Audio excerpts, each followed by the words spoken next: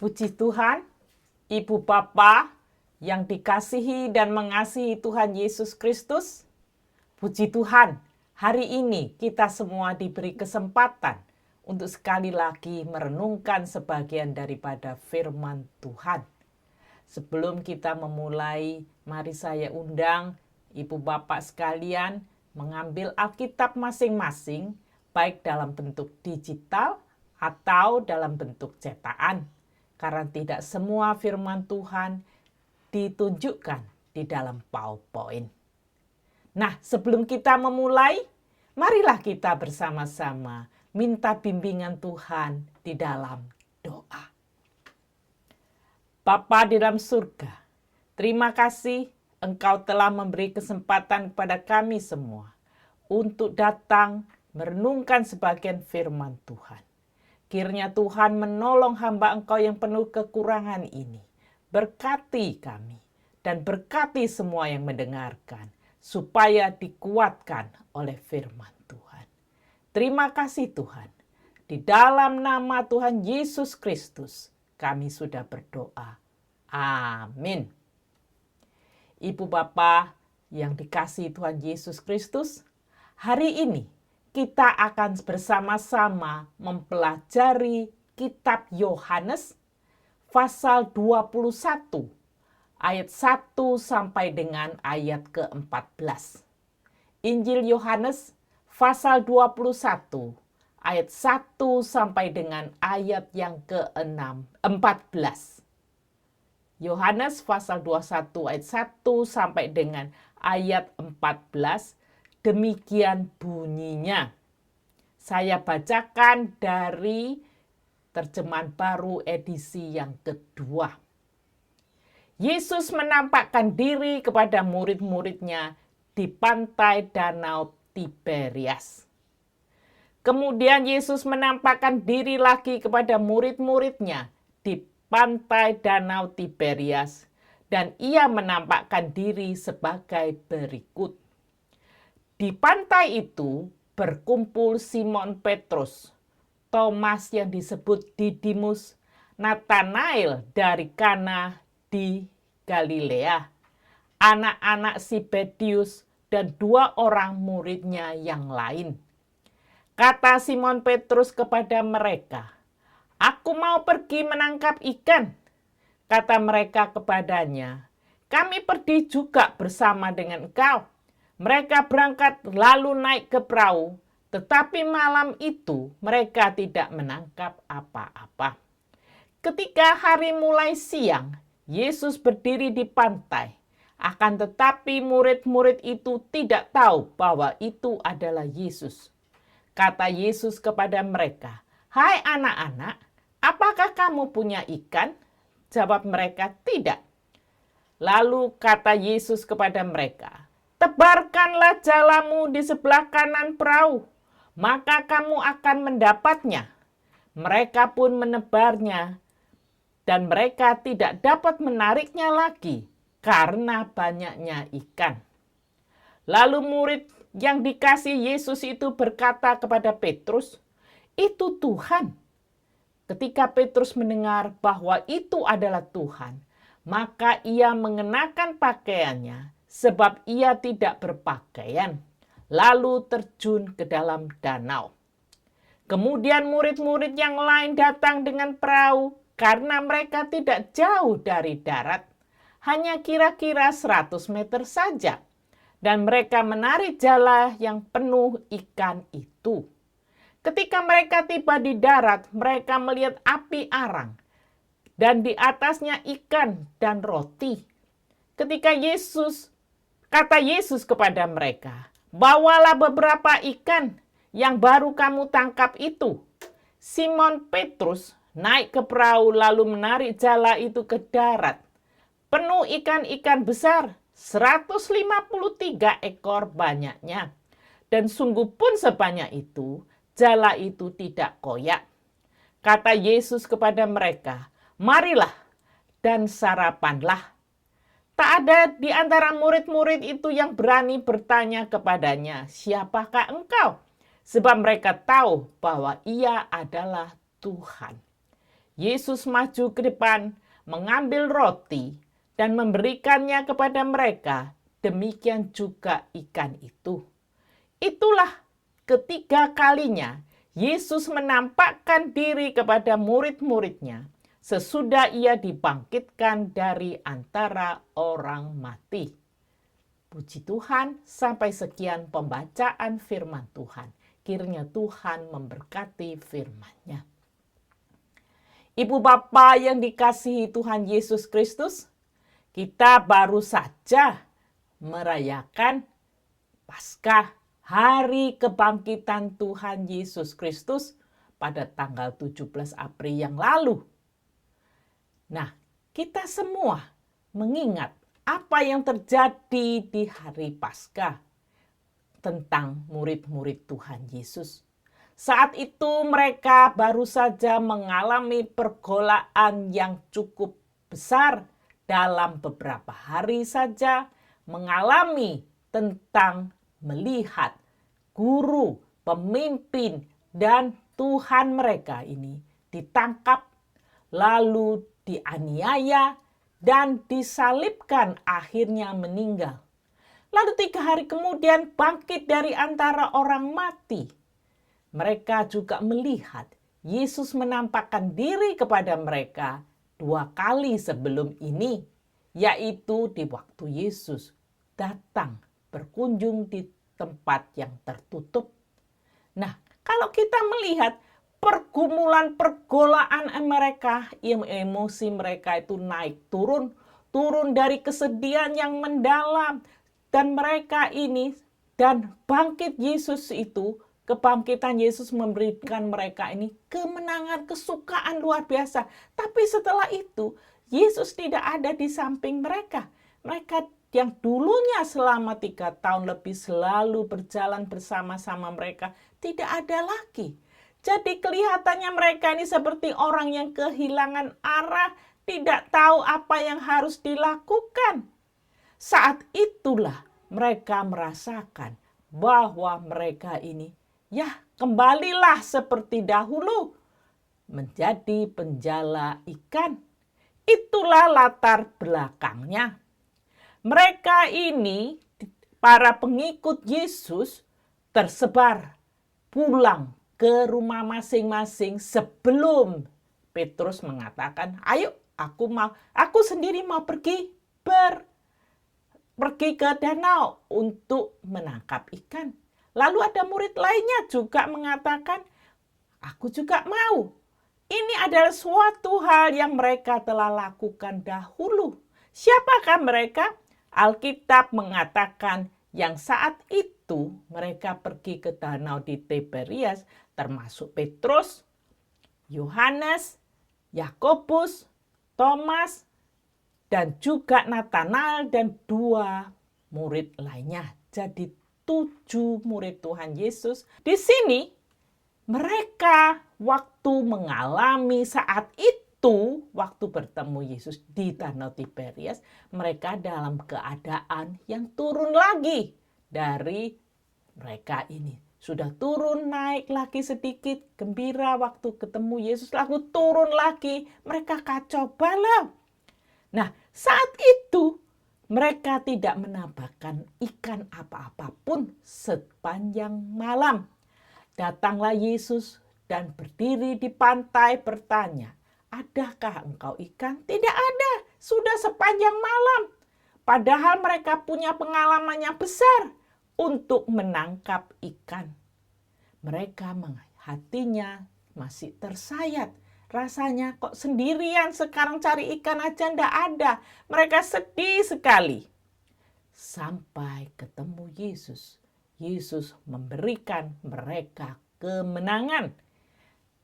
Dikatakan oleh firman Tuhan, tebarkanlah jalamu di sebelah yang satu lagi.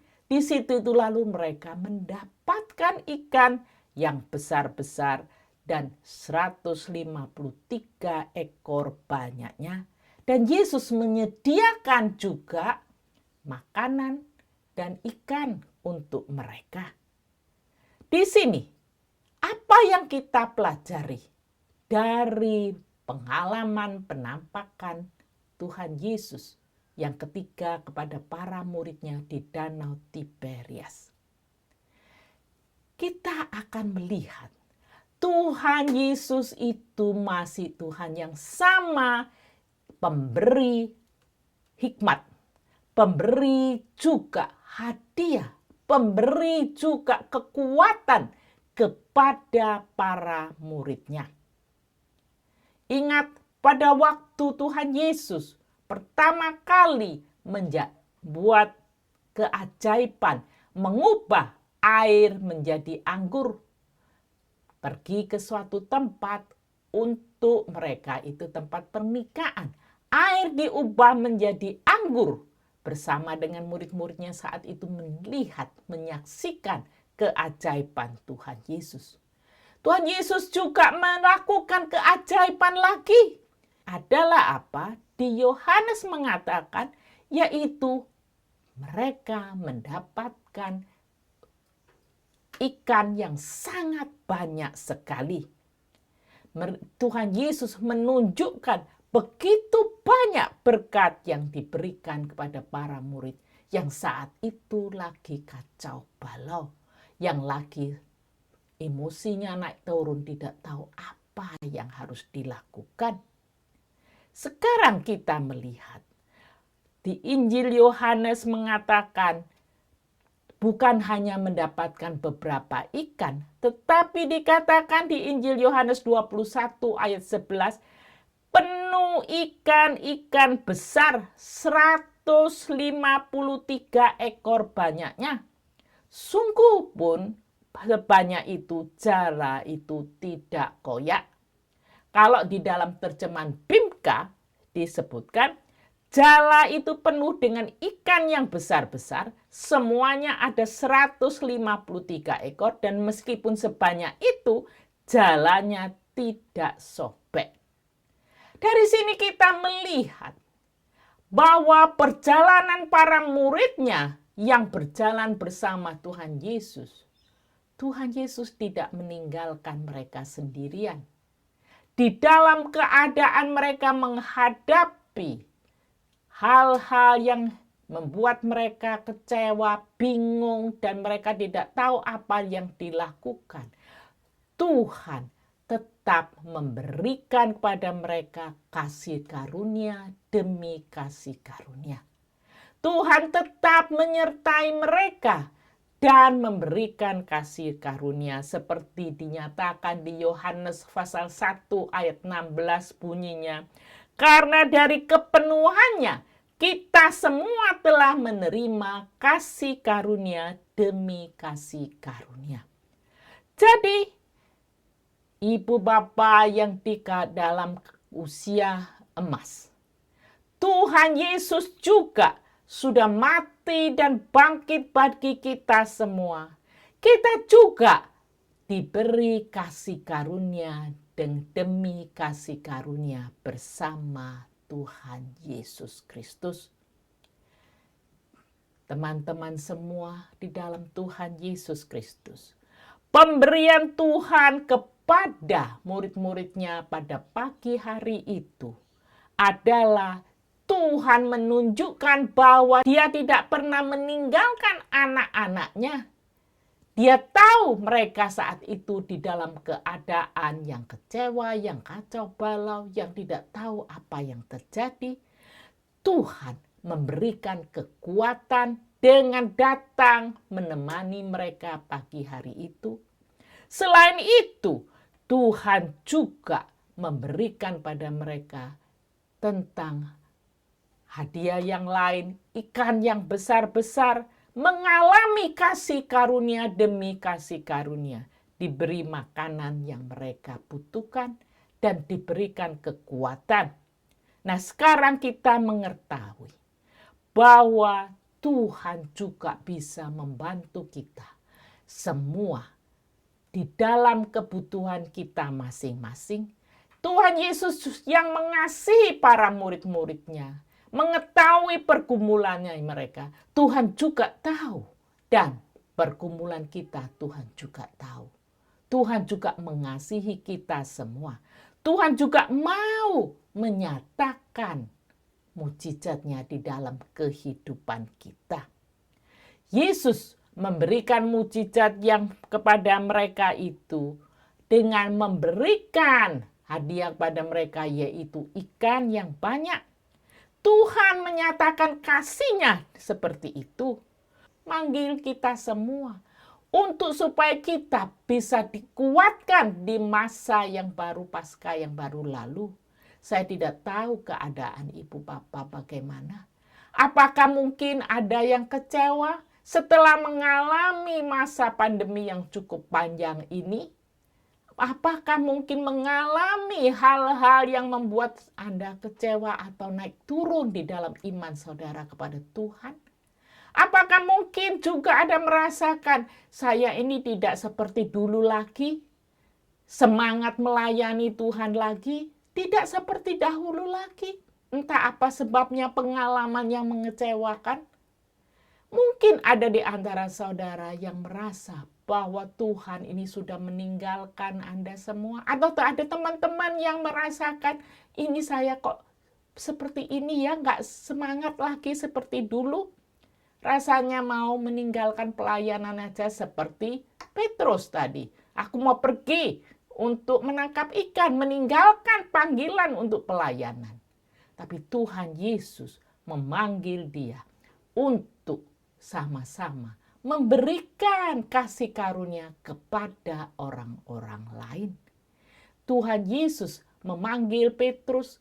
Waktu itu kalau saudara membaca di Injil Yohanes pasal 21, ayat-ayat di bawah yang tadi kita baca itu sampai dengan ayat 14. Kalau kita membaca sampai dengan mulai 15 sampai 19, kita melihat Yesus 3 kali bertanya pada Petrus, adakah engkau masih mengasihi aku lebih dari semuanya ini? Sampai 3 kali Petrus menjawab, ya Tuhan, aku mengasihimu. Ditanya kedua kali, apakah engkau mengasihi aku lebih dari semuanya ini? Ya Tuhan, mengasihimu. Sampai 3 kali. Nah, di sini dengan tantangan itu, Yesus memanggil Petrus kembali. Supaya tahu panggilannya untuk mau melayani Tuhan kembali. Supaya dia ini tidak pergi menjala ikan untuk makanan itu yang dulu sudah pernah dia lakukan. Sekarang adalah untuk pelayanan kepada Tuhan. Jangan dilupakan. Kita semua dipanggil oleh Tuhan. Dalam pergumulan kehidupan Bapak Ibu sekalian, apapun yang saudara alami, Tuhan juga mengambil suatu panggilan kepada kita semua. Supaya mau kembali dipanggil, supaya mau mengasihi Tuhan. Menyatakan kasih Tuhan di dalam kehidupan kita masing-masing. Melayani Tuhan bersama-sama dengan Tuhan yang sudah mati dan bangkit lagi bersama Tuhan. Nah, kita juga dipanggil selain mau melayani Tuhan, kita semua dipanggil untuk memberi hormat kepada Allah seumur hidup kita dengan penuh kemenangan bersama Kristus yang telah bangkit. Siapa yang sudah dipanggil itu tadi? Tadi saya sebutkan Petrus, karena dia yang pertama pergi mau menangkap ikan, murid-murid lainnya ikut pada dia. Akhirnya apa yang terjadi dengan Petrus ini? Petrus dikatakan di Injil Yohanes di sini, dia akhirnya itu, dia ini meninggal untuk memuliakan nama Tuhan. Waktu itu di Yohanes pasal 21 ayat 29 dikatakan, hal ini dikatakannya untuk menyatakan bagaimana Petrus akan mati dan memuliakan Allah. Sesudah mengatakan demikian, ia berkata pada Petrus, ikutlah aku. Kalau kita melihat sejarah gereja, Petrus memang meninggal sebagai lain kali setelah bertahun-tahun kemudian, dia sampai berani sebagai martir untuk mengabarkan Injil Tuhan. Yang dahulunya sudah menyangkal Tuhan, yang dahulunya sudah mengikuti Tuhan, menyangkal, meninggalkan Tuhan, pergi menangkap ikan. Akhirnya dibangkitkan oleh Tuhan kembali untuk melayani Tuhan dengan gagah berani sampai penghabisan daripada kehidupannya ini. Dia terus melayani Tuhan penuh kemenangan. Kalau kita melihat di situ ada murid Tuhan lainnya yang bersama-sama menangkap saat itu adalah Yohanes. Kita kalau membaca di Injil Yohanes, di situ kita melihat dia adalah saksi daripada Tuhan Yesus Kristus melalui tulisannya. Kalau kita melihat dia ini, tulisannya di Injil Yohanes, dia menunjukkan kasihnya kepada Tuhan. Dia menunjukkan bahwa Tuhan itulah yang datang ke dunia ini. Dialah juru selamat. Dan dia menunjukkan melalui tulisannya, dikatakan Yohanes pasal 21-24. Dialah murid yang memberi kesaksian tentang semuanya itu. Dan yang telah menuliskannya, dan kita tahu bahwa kesaksiannya itu benar. Kita tahu Yohanes ini yang pergi juga sudah meninggalkan panggilan Tuhan untuk melayani. Dia ini bersama-sama menangkap ikan. Akhirnya diberi kemenangan oleh Tuhan untuk datang melayani Tuhan lagi. Dan dia memberikan kesaksian dari tulisannya. Dan dia mengetahui bahwa tulisannya itu banyak sekali menguatkan orang Kristen lainnya.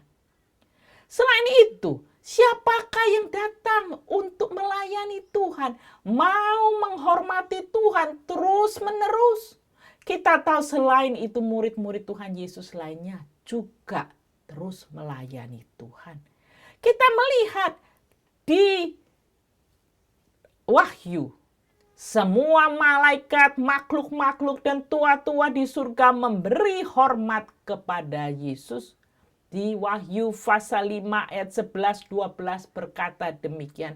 Lalu aku melihat dan mendengar suara banyak malaikat di sekeliling takhta. Makhluk-makhluk dan tua-tua itu jumlah mereka beratus-ratus ribu dan berjuta-juta.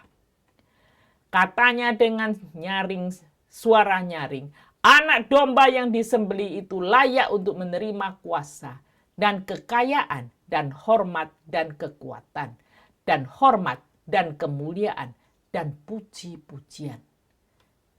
Yohanes, dia menuliskan, dan dia ini juga yang menulis tentang kitab Wahyu, melihat penglihatan bahwa banyak juga semua malaikat, bukan banyak, tapi semua malaikat, makhluk-makhluk dan tua-tua di surga memberi hormat dan pujian kepada anak domba Allah yang telah disembelih, mati dan bangkit kembali, duduk di sebelah kanan Allah.